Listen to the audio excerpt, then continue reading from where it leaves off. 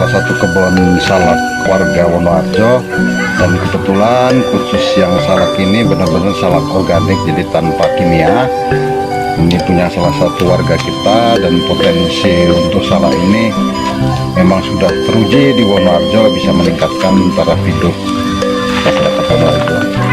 Jadi bagi masyarakat yang ingin berminat untuk menanam salak, salah satu contoh kebun ini benar-benar bisa menopang hajat hidup keluarga ini, hingga masyarakat keluarga kita ini bisa sejahtera.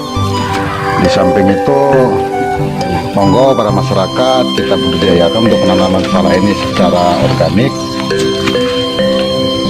dan mudah-mudahan untuk hasilnya juga cukup memuaskan. Salah satu contoh, ini kebun ini mulai di batangnya ini walaupun organik, tapi untuk produksi daripada hasilnya tidak kalah dengan yang menggunakan pupuk kimia. Dan mudah-mudahan masyarakat Wonoharjo ini semakin berminat untuk yang punya lahan-lahan kosong, karena kebetulan salak ini di lahan yang agak kurang subur pun, insya Allah dengan pengelolaan yang intensif bisa menjadikan salak ini buahnya juga bagus, pertumbuhannya juga bagus. Buktinya sudah dibuktikan di sini semuanya hanya menggunakan pupuk organik dari hasil peternakan yang ada di Pekon Wonoharjo dibuang ke salak. Akhirnya bisa punya produksi salak yang kondisi sekarang sangat luar biasa. Kita budidaya salak ini awalnya dari kawan, Pak. Dari informasi kawan, katanya kalau salak ini bisa merubah ekonomi. Kita coba tanam, setahun kemudian kita ragu juga, Pak.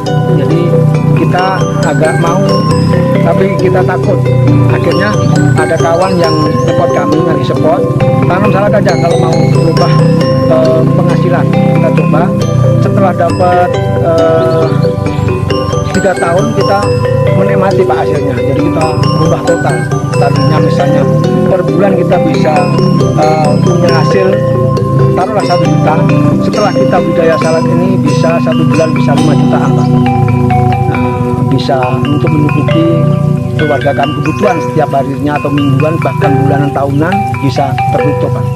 Jadi bisa kita dengan adanya budidaya salak ini alhamdulillah bisa merubah nasib kita. Tadinya memang petani pas-pasan, alhamdulillah bisa punya lebih sekalipun itu sedikit.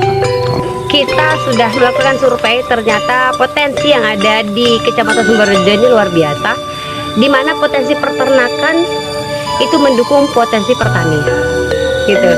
Jadi kedua-duanya bisa bersinergi, bisa berjalan bersama, dan nanti akan menimbulkan usaha UMKM di masyarakat. UMKM di Kecamatan Sumberjo itu juga sudah berjalan, di Pekon Wonoharjo juga sudah berjalan. Hanya tinggal giat untuk bisa melanjutkan UMKM itu lebih berkembang lagi, seperti itu. Ya, oke. Pada hari ini jam 2:30 kami berkunjung ke kebun salak Pak Saliman. Salak ini merupakan salak pondok organik, memanfaatkan pupuk ya Pak ya, pupuk kompos, pupuk kandang ya. Jadi berharap memang apa yang kita rumuskan bareng tadi bersama-sama adalah mengintegrasikan peternakan dengan pertanian perkebunannya, terutama dalam rangka Wonoharjo komoditas pertanian dan perkebunan adalah organik seperti itu. Jadi di hadapan saya ada Pak Saliman, beliau adalah pemilik dari kebun salak yang kita kunjungi tadi.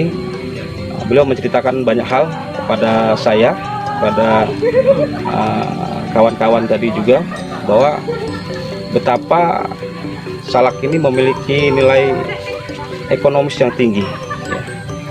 Ekonomis yang tinggi, beliau juga menyampaikan bahwa meningkatkan taraf hidup masyarakat seperti itu. Jadi apa nih Pak harapan Pak Saliman untuk masyarakat Tenggamus mengenai penanaman salak pondok ini? Ya betul, Pak, kami sendiri petani salak. Jadi sebelum itu kami tani sayur mayur, Pak. Jadi kita rasakan sayur mayur itu jatuh bangun. Ternyata begitu kita pindah ke budidaya salak, alhamdulillah kita bisa rubah total ekonomi kami. Jadi harapan kami produksi salak organik minimal kita sehat Pak. Ya.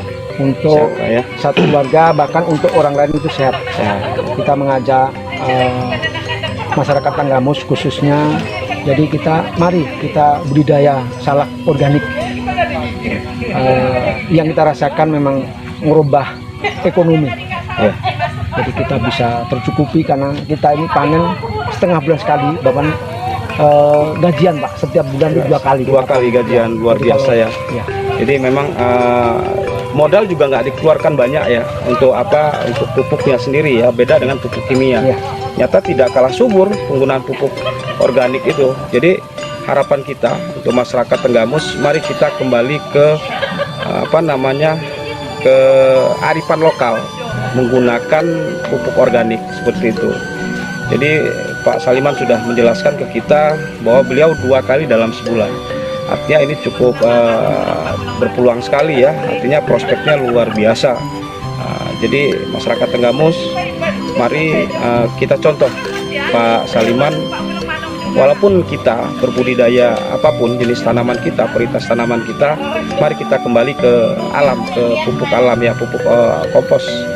Jadi seperti itu. Jadi apa nih Pak Pakon, support dari pemerintah Pekon ya terkait masalah budidaya di Wonoharjo seperti itu Pak Pakon. Oh, iya. Jadi Majuan. memang saya pribadi support seperti halnya Pak Saliman ini karena punya analisa tersendiri tentang sistem tanam.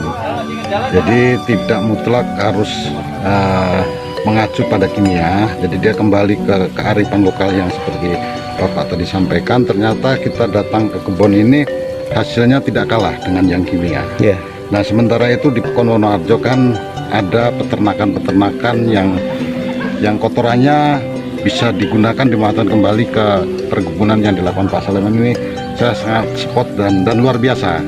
Dan kita datang ke sini nyatanya hasilnya juga sangat luar biasa, terbukti ya Pak ya, luar biasa. Memang ini jadi jadi contoh ya yang lain bahwasanya kita kembali ke non kimia dengan tanaman yang ada di Wonoharjo ini, bahwasanya tidak usah takut, tanpa kimia ternyata tanaman kita tetap subur dan luar biasa.